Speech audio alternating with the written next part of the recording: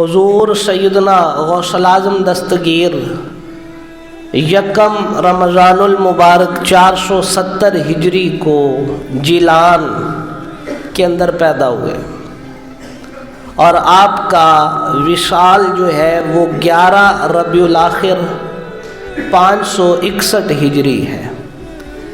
تقریباً آپ نے اپنی زندگی کی 91 بہاریں دیکھنا آپ کو نصیب ہوئی، اور آپ کے ابا جان سید ابو صالح موسیٰ بن جنگی دوست خود ایک بڑے باکمال اللہ کے ولی تھے، نہایت زہد و تقوی کے پاسدار۔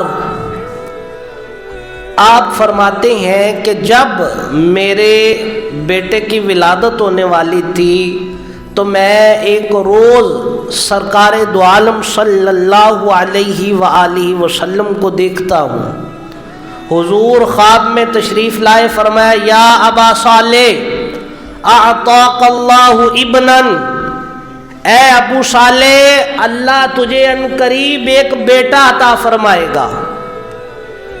کہا اللہ تیرے بیٹے کو وہ شان اور مقام عطا فرمائے گا، اللہ نے جو رتبہ مجھے نبیوں میں عطا کیا ہے تیرے بیٹے کی شان وہی ولیوں میں ہو۔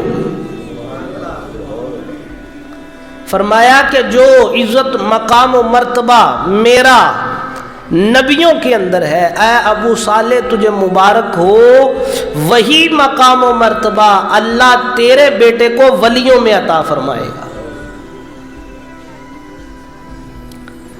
آپ کی ولادت ہوئی،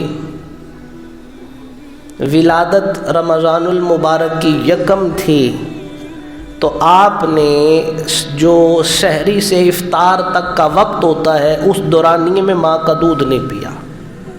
سارے علاقے میں مشہور ہو گیا، سادات کے خاندان میں ایک بچہ ایسا پیدا ہوا ہے کہ جو روزے کے وقت میں دودھ نہیں پیتا۔ تو گویا جب چاند کے بارے میں بھی پریشانی ہوتی کہ چاند 29 کا ہے یا 30 کا ہے، تو اس وقت حضور غوث اعظم کی والدہ کے پاس آ کے پوچھا جاتا تھا، اے اماں جان فرمائیں آج آپ کے بچے نے دودھ پیا ہے کہ نہیں پیا؟ اگر دودھ پی لیا ہوتا اس کا مطلب یہ ہے کہ عید ہوگی، اگر دودھ نہ پیا ہوتا اس کا مطلب ہوتا تھا نہیں روزہ ہوگا۔ یہ شان اللہ پاک نے عطا فرمائی۔ اور حضور سیدنا غوث الاعظم دستگیر سے پوچھا گیا آپ کو کب اس بات کا علم ہوا کہ آپ اللہ کے ولی ہیں؟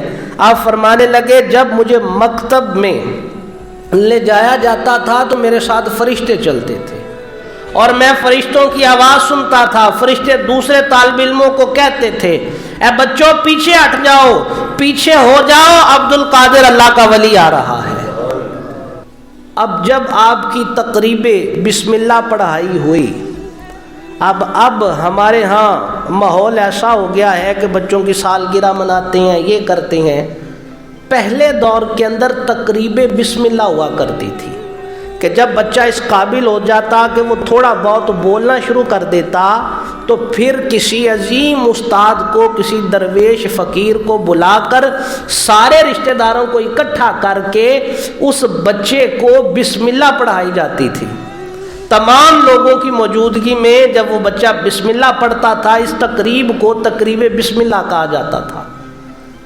اور جب آپ کی تقریب بسم اللہ ہوئی، آپ کو بسم اللہ الرحمن الرحیم پڑھائی گئی، تو آپ بسم اللہ کے بعد خاموش نہ ہوئے بلکہ الحمدللہ پہلے پارے سے لے کر 18 کے 18 پارے بھی استاد کو سنا دیے اور کہا کہ میری ماں ان 18 پاروں کی حافظ تھی۔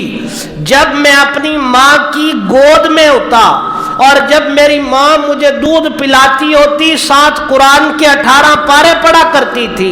میری ماں کی برکت کی وجہ سے اللہ نے مجھے 18 پاروں کا پہلے علم عطا فرما دیا۔